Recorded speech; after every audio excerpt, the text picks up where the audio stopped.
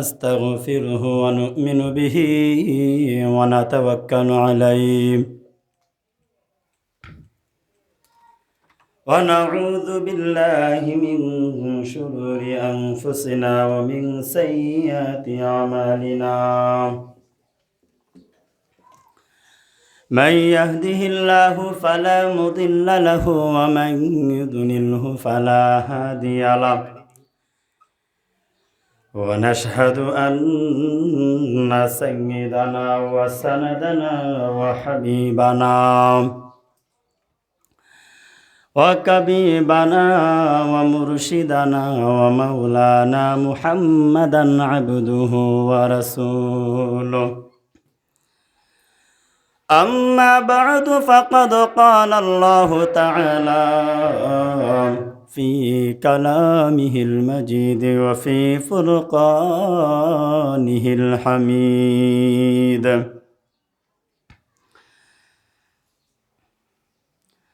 أعوذ بالله من الشيطان الرجيم بسم الله الرحمن الرحيم يا أيها الذين آمنوا لا تدخلوا بيوتا غير بيوتكم حتى تستأنسوا وتسلموا على أهلها ذلكم خير لكم لعلكم تذكرون وقال رسول الله صلى الله عليه وسلم السلام قبل الكلام إن الله وملائكته يصلون على النبي يا أيها الذين آمنوا صلوا عليه وسلموا تسليما اللهم صل على سيدنا مولانا محمد وعلى آل سيدنا مولانا محمد اللهم صل على سيدنا مولانا محمد وعلى آل سيدنا مولانا محمد ওরিয়া যাওরে পূর্বের হাওয়া ওরিয়া যাওরে মদিনায় ওরিয়া যাওরে পূর্বের হাওয়া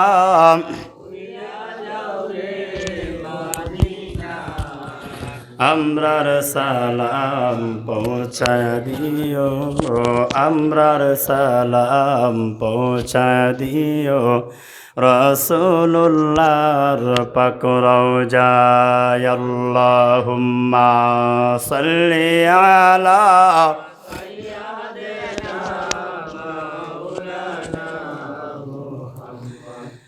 وعلى آل سيدنا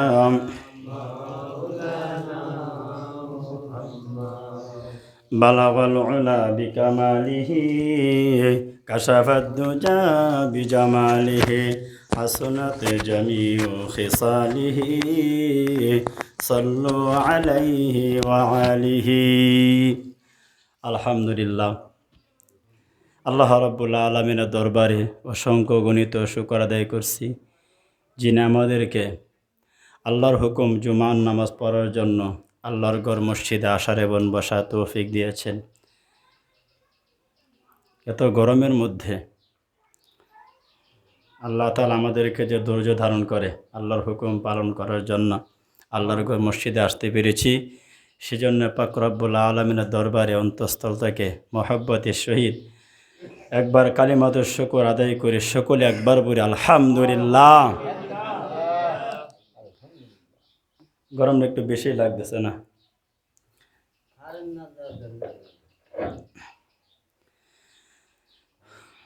আল্লাহ রাব্বুল আলামিন যখন পৃথিবীর মানুষের প্রতি অসন্তুষ্ট হয়ে যান, তখন আল্লাহ তার পৃথিবীতে আযাব গজব দেন।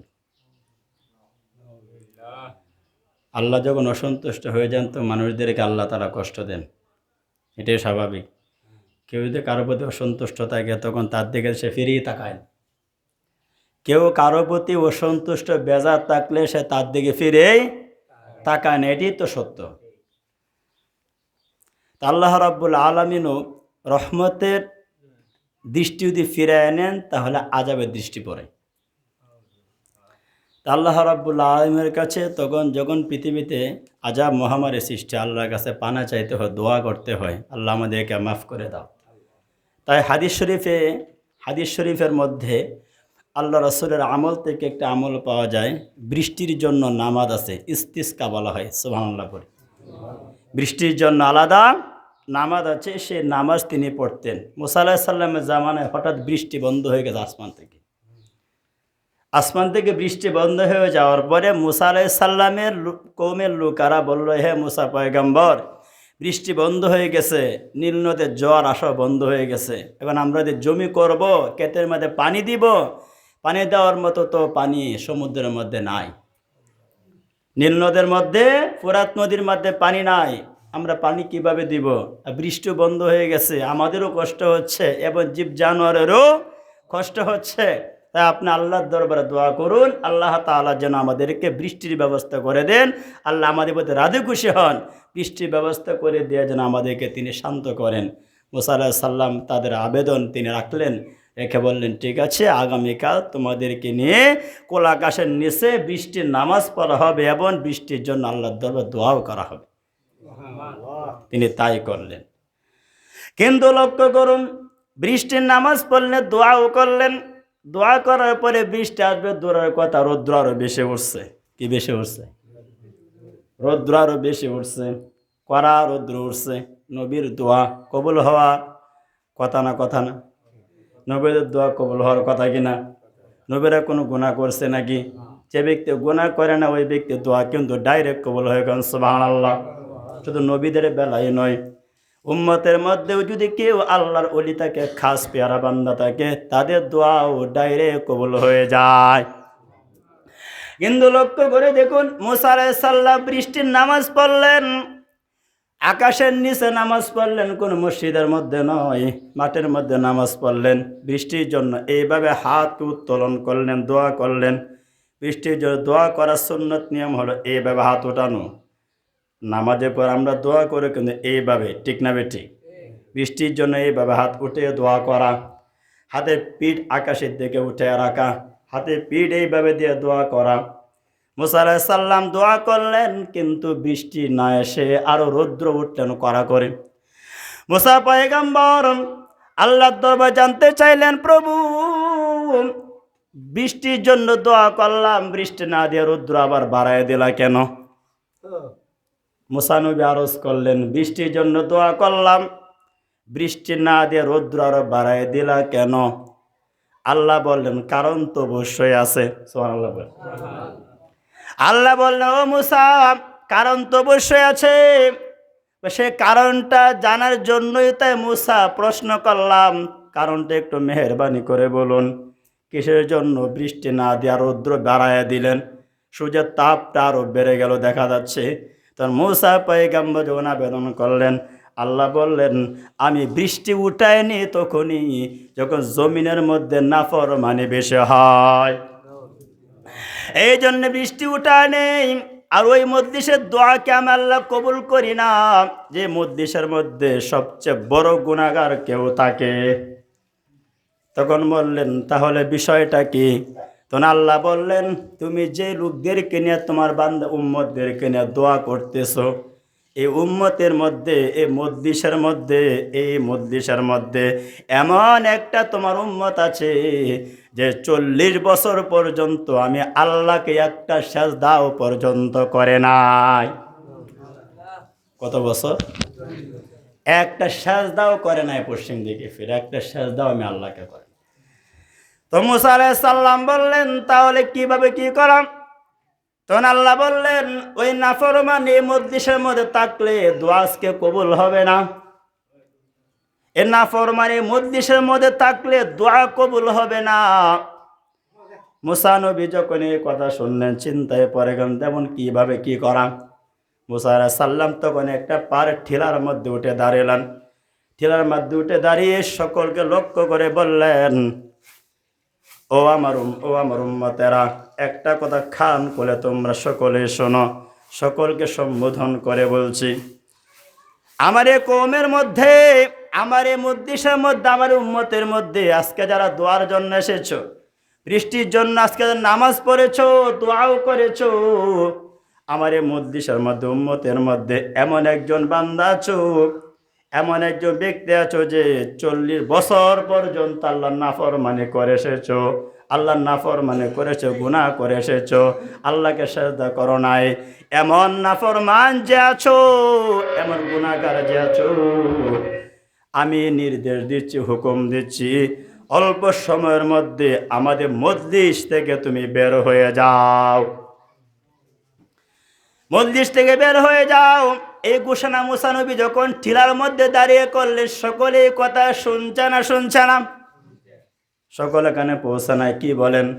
নবীদের আওয়াজ কিন্তু একটু বড় হয়েছিল, আল্লাহর একটা কুদরত। আর নবীর আস্তে কথা বললেও ফেরেশতার মধ্যে কথা সকলে কানে আল্লাহ পৌঁছায় দেন। নবীদের মৌজেজা, নবীদের মৌজেজা। নবীরা যখন কথা বলে উম্মতদের সামনে নিয়ে যত হাজার লোক হোক না কেন, আস্তে কথা বললেও এই কথাটাকে আল্লাহ কুদরতি ভাবে প্রত্যেকটা উম্মতের কানের মধ্যে পৌঁছায় দেন। আল্লাহর জিম্মাদারি এটা। তখন এই ঘোষণা দেওয়ার পর যে লোকটা এমন অপরাধী, ওই লোকটার কানেও তো এই কথা পৌঁছেছে। তখন এই লোকটা চিন্তায় পড়ে গেল, আমি যেমন নাফরমান, এমন অপরাধী, আমি এমন গুনাহগার, এই কথা তো আল্লাহ ছাড়া কেউ জানে না, আল্লাহ ছাড়া তো কেউ জানে না। এখন আজকে আমি যদি সকলের সামনে থেকে বের হয়ে যাই, আমি চিহ্নিত হয়ে যাব, পরিচিত হয়ে যাব, এটা আমার লজ্জা হবে, আমি অপমানিত, লাঞ্ছিত হব। আমাকে খুঁটা দিয়ে মানুষের কথা বলবে, তুই খারাপ, বিদায় তোর ব্যাপার আল্লাহ কথা বলে, আর তোকে অপমান করে মজলিস থেকে তাড়িয়ে দেওয়া হয়েছে, তুই লোকটা ভালো না, এমনকি সমাজ থেকে আমাকে বের করে দিতে পারে, আমি খারাপ লোক হিসাবে প্রমাণিত হয়ে যাব, চিহ্নিত হয়ে যাব। লোকটা এইভাবে চিন্তা করতে লাগলো আর কিভাবে কি করা যায়। তখন মাথার মধ্যে আসলো, না না না, যে আল্লাহর নাফরমানি করেছি, যে আল্লাহর কাছে আমি অপরাধী, ওই আল্লাহর কাছে ক্ষমা চেয়ে নি, এইটাই ভালো হবে। কোন সুবহানাল্লাহ। তখন লোকটা বের হলো না। মুসা আলাইহিস সালামও তাকিয়েছেন এবং অন্য লোকেরাও তাকিয়েছে, এক অপরের মুখের দিকে তাকায়, কিন্তু কেউ তো বের হচ্ছে না। মুসা নবীও তো তাকিয়ে আছেন, কেউ বের হয় কিনা, তাকে চিহ্নিত করা যায় কিনা। মুসা আলাইহিস সালাম তাকিয়েছেন এবং মানুষ এক অপরের দিকে তাকায়, কিন্তু লোকটা চিন্তা করে বলল, মানুষের কাছে পরিচিত হওয়ার দরকার নাই, অপমানিত লাঞ্ছিত হওয়ার দরকার নাই, ওই আল্লাহর কাছে ক্ষমা চাই যে আল্লাহ মাফ করনেওয়ালা, ওই আল্লাহর কাছে ক্ষমা চাই যিনি মাফ করার অধিকার রাখেন, ক্ষমতা রাখেন। লোকটা তখন নিচের দিকে তাকাইয়া চোখের পানি ছেড়ে দিয়ে আল্লাহর দরবার আত্মসমর্পণ করলেন। ওগো মাবুদ, তুমি তো জানো আমি গুনাহগার, আমি নিজেও জানি আমি গুনাহগার। মুসা নবী ঘোষণা দিল, আমি যেন বের হয়ে যাই, কেউ তো আমাকে চিনে না, মুসা নবীও তো আমাকে চিনে না। ওগো আল্লাহ, এই পর্যন্ত তোমার নাফরমানি করেছি, আমাকে তুমি খানা বন্ধ করো নাই, আমার শরীর থেকে বস্ত্র খুলে নাও নাই, আমাকে বিপদের সম্মুখীন করো নাই। আল্লাহ, তুমি ইজ্জতের মালিক, আমাকে বেজ্জতি করিও না, আমাকে লাঞ্ছিত করিও না। তোমার দরবারে খাস করে আজকে তওবা করলাম, আজকের পর থেকে যতদিন আমি দুনিয়াতে হায়াত পাবো, প্রতিজ্ঞা করলাম একদিনের জন্য, এক মুহূর্তের জন্য তোমার নাফরমানি করব না, বৃষ্টির ব্যবস্থা করিয়া দাও। লোকটা তওবা করলো, তওবা করার পরে আধা ঘন্টা পর প্রায় এরকম হবে, আধা ঘন্টা পরেই দেখা যাচ্ছে আসমানের মধ্যে এত সুন্দর সাজ করছে, আধা ঘন্টার ভিতরেই আল্লাহ আসমান থেকে বৃষ্টি নামাইয়ে দেন নীল নদের কাছে। এবার বলতেছিলাম তাহলে কি বোঝা গেল? মুসা আলাইহিস সালাম সকলকে বললেন তোমরা চলে যাও, সকলে চলে গেল। মুসা আলাইহিস সালাম আবার আবেদন করলেন, প্রভু তুমি তো বলেছ এমন একটা গুনাহগার অপরাধী বান্দা আছে যে বান্দার কারণে বৃষ্টি তুমি আসমান থেকে বন্ধ করে রেখেছো, কিন্তু আমি তো ঘোষণা দিলাম, লোকটা তো বের হয়ে গেল না, লোকটা থাকতেই তো বৃষ্টি আসা শুরু হয়ে গেল, এর কারণ কি? আল্লাহ বললেন এর কারণ হলো মাঝখানে কি হয়েছে তুমি মুসা জানো না। সুবহানাল্লাহ। আসলে তো জানে না। আল্লাহ বললে আমি হচ্ছে রহমানুর রহিম, আমি আল্লাহর কাছে যখন কেউ যত বড়ই অপরাধী হোক না কেন, যত বড়ই সে অপরাধী হোক না কেন, তার গুনাহ যদি জমিনে রাখার মতো জায়গা না হয়, পাহাড় পরিমাণ হয়ে যায়, পাহাড় পর্যন্ত জায়গা রাখার জায়গা না হয়, আসমান পর্যন্ত ভরে যায়, 7 আসমান পর্যন্ত গুনাহ রাখার জায়গা যদি নাও হয়, এমন গুনাহগার আমার দরবার আত্মসমর্পণ করে ক্ষমা চাই, আমি আল্লাহ কারো পরোয়া করি না, তার গুনার দিকেও তাকাই না, আমি রহমতের পানিতে তাকে দৌত করে পবিত্র বানাইয়া দিই। ও মুসা আমার কাছে আত্মসমর্পণ করেছে, আবার কথা দিয়েছে, প্রতিজ্ঞা করেছে, অতীতের জন্য লজ্জিত হয়েছে, গুনাহের জন্য অনুতপ্ত হয়েছে, আমি আল্লাহ তো অনুতপ্ত আর কান্না দেখে তাকে মাফ করে দিয়েছি, আর প্রতিজ্ঞা করেছে সেই জন্য আমি আল্লাহ তাকে আপন করে নিয়েছি, আর তাই তার জন্য যেহেতু বৃষ্টি বন্ধ ছিল আমি আল্লাহ বৃষ্টির ব্যবস্থাও করে দিয়েছি। সুবহানাল্লাহ। তাহলে বোঝা গেল, এই হাদিস থেকে বোঝা গেল যে মানুষের কিছু কৃতকর্মের জন্য, কথায় আছে আমাদের বাংলা একটা প্রবাদ আছে, কেউ মরে পাপে কেউ মরে তাপে। কি বলেন, ঠিক না বেঠিক? কেউ অপরাধ করে সে জেল কাটে, কেউ অপরাধ না করেও সে তার পাশে থাকার জন্য সে দোষী হয়ে গিয়ে জেল কাটে। এটাকে বাংলাতে প্রবাদে বলা হয় কেউ মরে পাপে কেউ মরে তাপে। তাই আল্লাহ রাব্বুল আলামিন যারা আল্লাহর নাফরমানি করে, যারা আল্লাহ তাআলাকে স্মরণ করে না, 5 ওয়াক্ত নামাজ পড়া বিধান স্মরণ করে না, আরো অন্যান্য মন্দ কাজ করে, তাদের জন্য আল্লাহ আযাব নাজিল করে, পৃথিবীতে আযাব গজব দেয়, এত কষ্ট দেয়, আর ওদের পাশে নেককাররা থাকে, আর নেককাররা তাদেরকে দাওয়াত না দেওয়ার কারণে এরা আযাব ভোগ করে। কথা বোঝাতে পারলাম না? তার সকলের দায়িত্ব হলো যারা বুঝে না তাদেরকে দিনে দাওয়াত করা।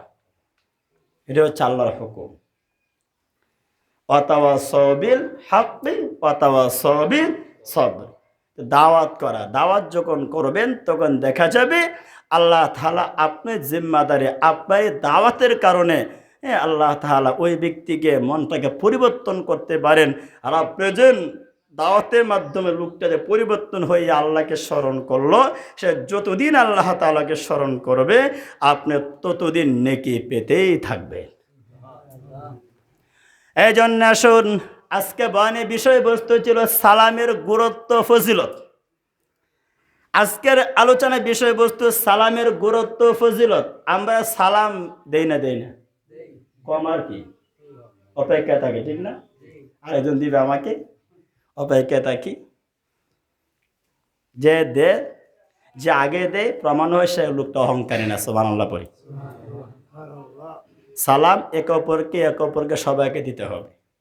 সালাম দেওয়া শরীয়তের হুকুম। আমি যে আয়াতটুকু তেলাওয়াত করলাম সূরা আন-নূর আয়াত নং 27, আল্লাহ তাআলা কোরআনের মধ্যে তিনি স্পষ্ট বলে দিয়েছেন, ইয়া আইয়ুহাল্লাযীনা আমানু, হে ঈমানদারগণ, লা তাদখুলুল বুয়ুতা গায়রা বুয়ুতিকুম, হে ঈমানদারগণ তোমরা সালাম এবং অনুমতি ব্যতীত, নিজের গৃহ ব্যতীত, হে ঈমানদারগণ তোমরা নিজের গৃহ ব্যতীত, নিজের ঘর ব্যতীত অন্যের ঘরে সালাম এবং অনুমতি ব্যতীত প্রবেশ করিও না। এই কথা কে বলেছে? সালাম এবং অনুমতি ব্যতীত অন্যের ঘরে প্রবেশ করিও না, এটা আল্লাহ বলেছেন। তাহলে বোঝা গেল সালাম দেওয়া শরীয়তে হুকুম না হুকুম না? স্পষ্ট হুকুম। আল্লাহ বলে দিয়েছেন এই আয়াত দ্বারা দুইটা শিক্ষণীয় বিষয় আল্লাহ উল্লেখ করেছেন। এক হচ্ছে সালাম দিয়ে বাড়িতে প্রবেশ করতে হবে, আর এক হচ্ছে সালাম দেওয়ার পরে লোকটা যখন সাড়া দিবে তো অনুমতি নিয়ে প্রবেশ করতে হবে। এই কথা কে বলেছেন? আল্লাহ বলেছেন। তাহলে যদি আমরা সালাম দিয়ে না ঢুকি তাহলে কি হয়? আল্লাহ রসুল বলেন সালাম দিয়ে না ঢুকলে ওই ব্যক্তির গুনাহ হয়। সালাম দিয়ে বাড়িতে না প্রবেশ করলে অন্যের ঘরে কোন ব্যক্তি কোন অবস্থায় আছে, স্বামী স্ত্রী কোন অবস্থায় আছে, এটা তো আমি জানি না। সালাম দেওয়া মানে তো হচ্ছে লোকটা যেন নিজেকে হেফাজত করতে পারে, সে যেন স্টেটমেন্টে হেফাজত হতে পারে। আপনি সালাম দিয়ে তারপর অনুমতি নিয়ে ঘরে প্রবেশ করবে। আমরা তো এটা কালচার বানিয়ে নিয়েছি, আমরা সালাম দেওয়ালা ডাইরেক্ট ডাক দিয়ে অনুমতি দেখ বা না দেখ বুঝতে ঢুকে থাকি, এমনটা করি না আমরা? কিন্তু আল্লাহ তো এই কথা বলেন। আল্লাহ তাই মানুষদেরকে ভদ্রতা শিক্ষা দিয়েছেন। সুবহানাল্লাহ করি। আল্লাহ নিজেও হচ্ছেন, আল্লাহ ভদ্রতা পছন্দ করেন। আল্লাহ রাসূল সাল্লাল্লাহু আলাইহি সাল্লাম তিনিও ভদ্র মানুষ ছিলেন এবং উম্মতদেরকেও তিনি এই শিক্ষাটাই তিনি দিয়ে গিয়েছেন। সুবহানাল্লাহ করি। ওরে মুসলমান, মানুষের বাড়িতে প্রবেশ করার পূর্বে 3 বার সালাম দিতে হয়। প্রথমবার সালাম দেওয়ার পরে লোকটা সারা দিলে তো আলহামদুলিল্লাহ বলবেন, আমার দরকার ছিল, বাড়িতে আসতে পারে কি? হাদিস শরীফে বুখারী শরীফের মধ্যে এসেছে, একজন সাহাবী আল্লাহ রসুলের ঘরে সালাম না দিয়ে, রসুলের কাছে সালাম না দিয়ে ঢুকে পড়লো। রসুল বলল, ঘর থেকে বের হও, আবার সালাম দাও, সালাম দিয়ে অনুমতি চাও, হে রাসূলুল্লাহ আমি আসতে পারি কি? সুবহানাল্লাহ বলবেন। রসুল এইটা দিয়ে কি শিক্ষা দিয়েছেন যেন আমরা আমলটুকু করি। কারণ সালাম ছাড়া ঘরে প্রবেশ করলে অনেক সমস্যা হয়। এক হচ্ছে লোকটা কোন অবস্থায় আছে, রাত্রে ঘুমিয়ে আছে কিংবা শুয়ে আছে, এই লোকটা যদি তার কাপড় যদি বাজ না থাকে, আপনি প্রবেশ করলে লোকটা তাড়াহুড়া করে কাপড়টা বাজ করতে পারবে না। আর আপনি যদি লোকটাকে দেখে ফেলেন, লোকটা লজ্জিত হবে এবং নিজেও তো লজ্জা পেতে হবে। কি বলেন, ঠিক কিনা? আল্লাহ তাআলা বলেছেন, হে ঈমানদারগণ, তোমরা নিজেদের ঘর ব্যতীত অন্যের ঘরে প্রবেশ করার পূর্বে সালাম দাও এবং অনুমতি নাও, অনুমতি পেলে তার ঘরে প্রবেশ করো। এই শিক্ষা আমাদেরকে কে দিয়েছেন? আল্লাহ রসুলকে দিয়েছেন, রসুল আমাদেরকে দিয়েছেন। সুবহানাল্লাহ। সাহাবাদের মধ্যে এমন আমল ছিল, তারা কারো বাড়িতে যখন যাইতেন, গমন করতেন, সালাম দিলে অনুমতি চাই, অনুমতি না পাইলে তারা প্রবেশ করতেন না, আবার তারা ফিরে আসতেন। একদা হযরত আবু মুসা রাদিয়াল্লাহু তাআলা আনহু ওমর ফারুক রাদিয়াল্লাহু তাআলা আনহুর বাড়িতে তিনি বাড়ির সামনে গিয়ে সালাম দিলেন। তিনি একবার সালাম দিলেন, বাড়িতে কোনো সারা আওয়াজ পান নাই। আবারও তিনি সালাম দিলেন, আসসালামু আলাইকুম, আবার সালাম দিলেন, কোনো সারা শব্দ নাই। আবার সালাম দিলে 3 বার সালাম দেওয়ার পরে তিনি ফিরে গেলেন। ওমর ফারুক ঘর থেকে বের হইয়া, কিছুক্ষণ পর ঘর থেকে বের হইয়া ওনার খাদেমকে বললেন, আবু মুসা মনে হয় আমার বাড়িতে আসতে চেয়েছিল, সালাম দিয়েছিল, যাও তাকে গিয়ে নিয়ে আসো। লোকটা তখন বাহিরে গিয়ে দেখে আবু মুসা রাদিয়াল্লাহু তাআলা আনহু আর নাই। তখন তিনি ফিরে গেলেন। আবু মুসার সঙ্গে ওমর ফারুকের এর পরের দিন সাক্ষাৎ হলো। সাক্ষাৎ হওয়ার পর বললেন, আপনি মনে হয় গতকালকে আমার বাড়িতে গিয়েছিলেন, আপনি মনে হয় সালাম দিয়েছিলেন। বলল, হ্যাঁ, একটা দরকারে গিয়েছিলাম। তাহলে আপনি ফিরে আসলেন কেন? ও আবু মুসা রাদিয়াল্লাহু তাআলা আনহু বললেন, হে আমিরুল মুমিনিন, আমি এই জন্য ফিরে এসেছি, আমি আপনার বাড়ির সামনে দাঁড়াইয়া 3 বার সালাম দিলাম। কতবার? না কথা বলবেন না, কতবার? 3 বার সালাম দিলাম, কোনো সারা শব্দ আমি পাই নাই, অনুমতি পাই না, সারা শব্দ পাই নাই। তাই আমি রসুলের হাদিসের উপর আমল করে, আল্লাহ নবী বলেছেন, কারো বাড়ির সম্মুখে গিয়ে তোমরা সালাম দিবে, অনুমতি না পেলে আবার সালাম দিবে, সারা শব্দ না পেলে আবারও সালাম দিবে। সালাম দেওয়ার পর 3 বার দেওয়ার পরে সারা শব্দ না থাকলে, অনুমতি না পাইলে ফিরে আসবে। আমি রসুলের হাদিসের উপর আমল করেছি। সুবহানাল্লাহ। ওমর ফারুক বললেন, তোমার এই হাদিসের প্রমাণ কি? সাক্ষী আমার প্রমাণ করো, সাক্ষী উপস্থিত করো। তখন আবু মুসা রাদিয়াল্লাহু তাআলা আনহু আনসারদের কাছে গেলেন। আনসার এক দলের কাছে গিয়ে বললেন, রসুল আমার কাছে ওমর ফারুক প্রমাণ চাচ্ছে, রসুল কাছে এই কথা বলেছেন কিনা। আনসাররা বলল, এটা তো সামান্য একটা ছোট মাসআলা, যাও তুমি আবু সাঈদ খুদরিকে নিয়ে যাও, সেইটা প্রমাণ দিয়ে যাবে। আবু সাঈদ খুদরিকে নিয়ে আবু ওমর ফারুক বাড়িতে প্রবেশ করে বললেন, হে আল্লাহর পয়গম্বর, বললেন হে আল্লাহর নবীর সাহাবী ওমর ফারুক আমিরুল মুমিনিন আবু মুসা আশআরী যেই কথাটা বলেছেন, এই হাদিসটা আমি আবু সাঈদ খুদরি রসুলের কাছ থেকে নিজে কানে শুনেছি। কোন সুবহানাল্লাহ। তখন তিনি নিজেকে বললেন যে আমাকে বাজারের লেনদেনের ব্যস্ততার কারণে এই মাসআলা আমি ওমর রসুলের মুখ থেকে শুনতে পারি না। আমি এতটাই ব্যস্ততা ছিলাম যে এই হাদিসটা রসুলের কাছ থেকে আমি শুনতে পারি নাই, কিন্তু তোমরা শুনেছ, আমি আজকে থেকে আমল করব। এই হাদিস থেকে প্রমাণ হয়। এবং আরেকটি হাদিস আছে, আল্লাহ নবী সাল্লাল্লাহু আলাইহি সাল্লাম সাদ রাদিয়াল্লাহু তাআলা আনহুর বাড়িতে তিনি সামনে গিয়ে তিনি সালাম দিলেন। একবার সালাম দিলেন, কোনো সারা শব্দ না, সারা শব্দ করছে কিন্তু আস্তে করেছে। আরেকবার সালাম দিলেন, তিনবার সালাম দেওয়ার পরে ভিতর থেকে তিনি আওয়াজটা আসছে কিন্তু রাসূল শুনেন নাই, তাই তিনি ফিরে যাইতেছিলেন। তখন তিনি সাদ রাদিয়াল্লাহু আনহু বের হইয়া বললেন, ইয়া রাসূলুল্লাহ আসসালাতু আসসালামু আলাইকা। ইয়া রাসূলুল্লাহ আপনি কি মনে হয় শোনেন নাই? আমি আস্তে আপনার প্রত্যেকটা সালামের জবাব আমি আস্তে সুরে দিয়েছি। সুবহানাল্লাহ। আপনি কষ্ট পাবেন বিধায় আমি আস্তে কর্কশ ভাষায় আমি দিনে আস্তে দিয়েছি। তা আপনি চলে যাইতেছিলেন কেন? এই জন্যে চলে যাইতেছিলাম যে তোমার বাড়িতে আমি সালাম দিলাম, অনুমতি চাইলাম, তুমি যেহেতু সারা শব্দ করো নাই, আমি এই জন্যে ফিরে যাইতেছিলাম। এটা শোন আল্লাহর হুকুম। কোন সুবহানাল্লাহ। তবে ইয়া রাসূলুল্লাহ আপনি আসেন আমার বাড়িতে নিয়ে রসুলকে আপ্যায়ন হিসাবে কিসমিস খাওয়ালেন। সুবহানাল্লাহ বলে কি খাওয়ালেন? কিসমিস, অনেক ভালো একটা খাবার সৌদি আরবের জন্য। তা বলতেছিলাম, তাহলে কি বোঝা গেল? সালাম দিয়ে প্রবেশ করতে হবে। সালাম না দিয়ে নিজের মায়ের ঘরে প্রবেশ করা যাবে না। সহিহ বুখারী শরীফের মধ্যে এসেছে, একজন সাহাবী দাঁড়ায় বলল, ইয়া রাসূলুল্লাহ আমি আমার মায়ের ঘরে প্রবেশের পূর্বে কি অনুমতি নিতে হবে? রাসূল বললেন, হ্যাঁ তোমার মায়ের ঘরে প্রবেশের পূর্বে অনুমতি নিতে হবে। তখন লোকটা আবার আরজ করে, ইয়া রাসূলুল্লাহ আমার মার কাছে আমার বারবার যেতে হয়, তারপরে অনুমতি লাগবে? হ্যাঁ যতবার যাইব অনুমতি লাগবে, তোমার মার অনুমতি নিয়ে ঘরে প্রবেশ করবে। লোকটা তৃতীয়বার বলল, ইয়া রাসূলুল্লাহ আমি আমার মায়ের খাদেম, তাই বারবার যেতে হয়। রাসূল বললেন, খাদেম হওয়ার পরেও তো অনুমতি নিতে হবে। চতুর্থ রাসূল বললেন, হে রে সাহাবী তুমি কি এটা চাও তোমার মাকে উলঙ্গ অবস্থায় দেখা পছন্দ করো? কথা বুঝেন না আমার? তোমার মা কোন অবস্থায় শুয়ে আছে তুমি কি সেটা জানো? তাই তুমি যদি এটা পছন্দ না করো, সাহেব ইয়া রাসূলুল্লাহ না আমি আমার মাকে উলঙ্গ অবস্থায় দেখা আমি পছন্দ করি না। সুতরাং পছন্দ যদি নাই করো, মা যেই ঘরের মধ্যে থাকবে, যে চকিতে থাকবে, ওই ঘরে প্রবেশে পূর্বে তার অনুমতি নিয়েই তুই প্রবেশ করবে, এটাই শরীয়তের হুকুম। তা আমরা কি করি? দেশার বাড়িতে ঢুকিয়া যাকে বসতে ডাকও দেই না, কি করি না? ডাকও দেই না। এই আমলটা পরিবর্তন করা আমাদের দরকার আছে না নাই? কথা বলুন, আছে না নাই? এই আমলটা পরিবর্তন করতে রসুলের আমলটা আমরা, হাদিসটা আমরা, ওই সুন্নাতটা আমরা আমল করি। সালাম দেওয়া হচ্ছে সুন্নাত। সালাম দেওয়া কি? সালামের জবাব দেওয়া হচ্ছে ওয়াজিব।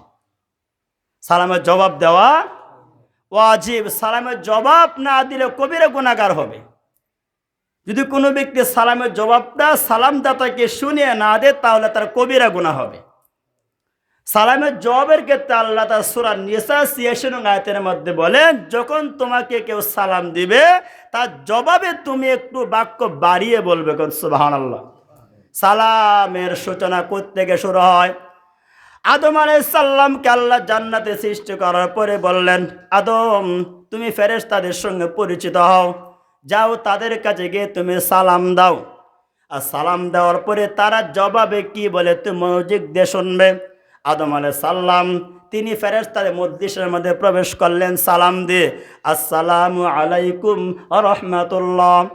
আসসালামু আলাইকুম শুধু এতটুকু বললেন, হাদিসে বুখারীতে আসে আসসালামু আলাইকুম এইটুকু বললেন, ফেরেশতারা সুন্দর করে জবাব দেয় আসসালামু আলাইকা ওয়া রাহমাতুল্লাহ, সুবহানাল্লাহ বলে একটু বাড়িয়ে ও রহমাতুল্লাহ বাড়িয়ে বলে। তা আল্লাহ তাআলা সূরা নিসার ৮৬ আয়াতের মধ্যে আল্লাহ বলেছেন যখন তোমাকে কেউ সালাম দেয় তার জবাবে একটু বাড়িয়ে বলবে। তাই হাদিসে বুখারী মুসলিমের মধ্যে এসেছে আপনাকে যদি কেউ সালাম দেয় আসসালামু আলাইকুম, আপনি একটু বাড়িয়ে বলবেন ওয়া আলাইকুমুস সালাম ওয়া রাহমাতুল্লাহ। আপনাদের কোনো ব্যক্তি সালাম দেয় আসসালামু আলাইকুম ওয়া রাহমাতুল্লাহ, আপনি একটু বাড়িয়ে বলবেন ওয়া আলাইকুমুস সালাম ওয়া রাহমাতুল্লাহি ওয়া বারাকাতুহু। কথা বোঝেন নাই? এটা করতে হবে। এখন কথা হচ্ছে আমরা সালাম, মুসলমানকে আমরা সালাম দেব, কোনো বিধর্মী, কোনো মুশরিক, নাস্তিক, কাদিয়ানি এদেরকে সালাম দেওয়া যাবে না। না, আমরা তো এইটাও করে সালাম দিই। হিন্দু ব্যক্তি আপনাকে বলল দাদা আদাব, আপনি বললেন আদাব। হিন্দু ব্যক্তি আপনাকে বলল ভাই নমস্কার, আপনি বললেন নমস্কার। হিন্দু ব্যক্তি আপনাকে বলল আসসালামু আলাইকুম, আপনি বলে ফেললেন ওয়ালাইকুম আসসালাম। এটা শরীয়তের হুকুম না। কোনো হিন্দু ব্যক্তিকে সালাম দেওয়া যাবে না, কোনো হিন্দু ব্যক্তিকে সালাম দেওয়া যাবে না। এখন প্রশ্ন হতে পারে হিন্দু ব্যক্তি আমাকে সালাম দিলে আমি কি বলে জবাব দিব, প্রশ্ন হতে পারে। এখন আপনাকে যদি হিন্দু ব্যক্তি সালাম দেয় আপনি জবাব দিবেন, তিনটা এখানে বাক্য আছে। এক হচ্ছে ওয়া আলাইকুম অথবা ওয়া আলাইকা, অথবা আপনি বলতে পারেন হাদাকাল্লাহুল ইসলাম, আল্লাহ তোমাকে ইসলাম কবুল করার তৌফিক দান করুন। আপনি দোয়া করলেন তার জন্য হাদাকাল্লাহুল ইসলাম। আপনাকে ওই হিন্দু ব্যক্তি বলল আসসালামু আলাইকুম, আপনি বলবেন হাদাকাল্লাহুল ইসলাম। অথবা আপনি এটা মনে নাই, আপনাকে বলল আসসালামু আলাইকুম, আপনি বলবেন ওয়া আলাইকুম। এতটুকু সালাম পর্যন্ত যাওয়ার অনুমতি শরীয়তে আপনি আমাকে দেয় না। সালাম শব্দের অর্থ হলো শান্তি। সালাম এটা আল্লাহর একটা নাম, কোন সুবহানাল্লাহ। আমরা খতম পড়ি না ইয়া সালাম শুনেন নাই খতমের এরকম? সালাম হচ্ছে আল্লাহর নাম, সালাম অর্থ শান্তি। আমরা মুসলমান দুইজন ভাই পরস্পর সাক্ষাতে আমরা আসসালামু আলাইকুম বলে এক অপরের জন্য আমরা দোয়া করতেছি। সালাম শব্দের অর্থ হলো শান্তি, নিরাপত্তা, মুক্তি বা অভিবাদন। আপনি তার জন্য দোয়া করলেন, ওই ভাই আপনার জন্য দোয়া করে দিল। হিন্দুদের জন্য তো প্রথম আসবে হেদায়েতের কথা। কিসের কথা? আগে দোয়ার কথা আসবে, আগে তার হেদায়েত কামনা করবেন। তাই এখানে হাদিসে আসছে আপনাকে যদি হিন্দু ব্যক্তি বলে আসসালামু আলাইকুম, কোন মহব্বতের ব্যক্তি, আপনি বলবেন হাদাকাল্লাহুল ইসলাম। মনে রাখবেন এটা। অথবা ওয়া আলাইকুম বলবেন, অথবা ওয়া আলাইকা বলবেন। ওয়া আলাইকুম বলবেন এই জন্যে, হাদিসে বুখারীতে আছে। ওয়া আলাইকুম কেন বলতে হবে? সে যে নিয়তে আপনাকে সালাম দিয়েছে ওয়া আলাইকুম, ওইটাই যেন তার উপরে। কথা বোঝেন না? সে আপনাকে যদি কোনো খারাপ নিয়তে দেয়, আপনার কোনো খারাপ চাঁদে, হাদিসে বুখারীতে আছে একদল ইহুদি রসুলের কাছে এসে রসুলকে বলল আসসালামু আলাইকুম, তোমার উপর মৃত্যু বর্ষিত হোক। রসুলকে এই কথা বলল। রসুল বললেন ওয়া আলাইকুম সাম, ওয়া আলাইকুম সাম, তোমাদের উপর হোক। কথা বোঝেন নাই? আমাদের না এসে রাগে একটু বাড়ায় বললেন ওয়া আলাইকুম ওয়া লানাতুল্লাহ, তোর উপর অভিশাপ পড়ো। তোর উপর আমাদের এসে রাগে বললে ওয়া আলাইকুম ওয়া লানাতুল্লাহ, তোদের উপর অভিশাপ পড়ো। রাসূল বললেন আয়েশা, নম্রতা ভদ্রতা আল্লাহ পছন্দ করেন, তুমি এইভাবে তাদেরকে বলতে পারো না। আম্মাদান আয়েশা বলে আপনি শুনেন নাই তারা কি বলে আপনাকে সালাম দিল? শুনছি, আমি জবাবও দিয়েছি। ওয়া আলাইকুম সাম, ওয়া আলাইকুম সাম, তোমরা যে নিয়তে দিয়েছো ওইটাই যেন তোমাদের উপরে। তো হাদিসে আসছে রাসূল বললেন যদি কোনো হিন্দু ব্যক্তি, বিধর্মী কোনো ব্যক্তি আপনাকে সালাম দিয়েই ফেলে, আপনি বলবেন ওয়া আলাইকুম, যেটা নিয়তে দিয়েছে ওইটা যেন হের উপরে। অথবা আপনি যদি করেন না সে বালা নিয়তে লোকটা ভালো আছে, আপনি বলবেন হাদাকাল্লাহুল ইসলাম, হাদাকাল্লাহুল ইসলাম, আপনি এটা বলবেন, ওইটা বলা ভালো। তাই ভাইয়ার আমার, আমরা অবশ্যই এক অপরকে সালাম দিব। পরিচিত অপরিচিত সবাইকে সালাম দিতে হবে, না খালি পরিচিতকে দিতে হবে, না সবাইকে দিতে হবে।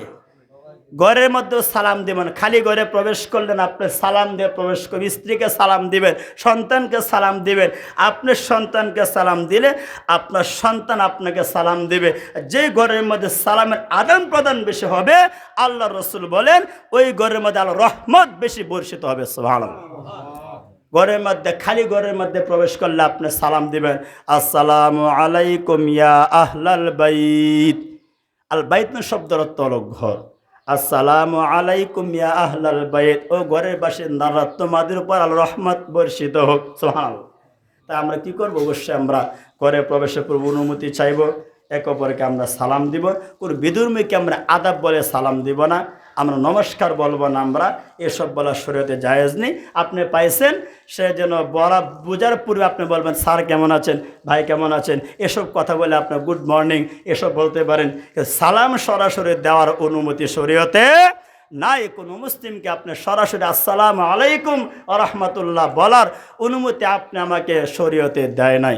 আল্লাহ আমাদের সকলকে উক্ত আলোচনার উপর আমল করার তৌফিক দান করুন, আমিন।